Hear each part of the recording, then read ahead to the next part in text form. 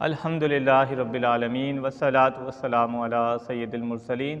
ایک بہن کا سوال کمنٹس میں آیا اور قابل غور ہے۔ انہوں نے کہا کہ میرے شوہر نے مجھے طلاق دی، جب طلاق دی تو میں موجود تھی اور کوئی نہیں تھا۔ جب یہ بات باہر کی جانب منتقل کی گئی کہ انہوں نے مجھے طلاق دے دی تو میرے شوہر نے انکار کرنا شروع کر دیا کہ میں نے کوئی طلاق نہیں دی۔ اب برائے کرم آپ میری رہنمائی فرمائیں کہ مجھے کیا کرنا چاہیے۔ دیکھیں، اگر واقعی ایسا ہوا ہے کہ آپ کے شوہر نے آپ کو طلاق دی اور جان بوجھ کر اس نے باہر انکار کر دیا کہ میں نے طلاق نہیں دی، تو شریعت مطہرہ اس کے بارے میں جو فیصلہ دیتی ہے اسے آپ سماعت فرمائیں۔ نمبر ایک، دیکھیں، ایک حکم ہوتا ہے جو اللہ کی جانب سے ہے، جس کو ہم کہتے ہیں دیانتاً، یعنی یہ حکم اللہ اور بندے کے مابین ہوتا ہے۔ اگر واقعی ایسا ہے تو یہ طلاق عند اللہ ہو چکی ہے۔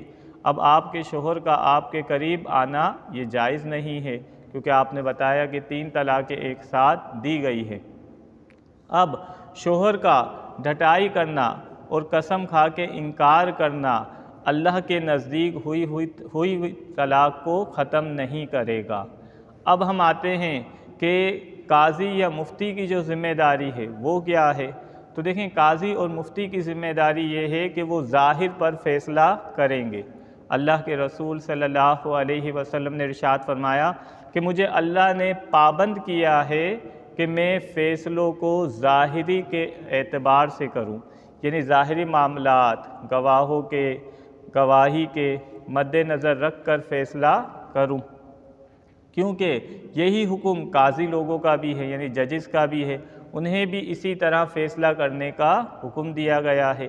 ایک حدیث میں تو اللہ کے رسول صلی اللہ علیہ وسلم نے یہاں تک فرمایا کہ اگر کوئی شخص میرے پاس آتا ہے اور چرب زبانی سے وہ اپنا مقدمہ لڑتا ہے اور وہ جو ہے حق پر نہیں ہوتا اور میں فیصلہ اس کے حق میں کر دیتا ہوں، تو گویا کہ وہ فیصلہ جو اپنے حق میں لے رہا ہے وہ آگ کی مثل ہے۔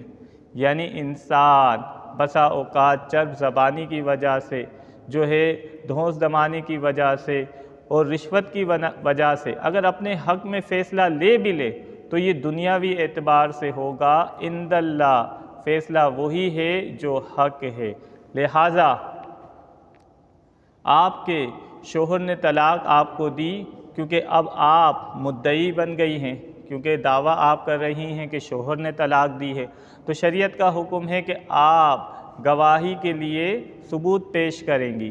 اب اس وقت کوئی نہیں تھا تو پھر شریعت کا حکم ہے کہ آپ کے شوہر سے قسم کھلوائی جائے گی۔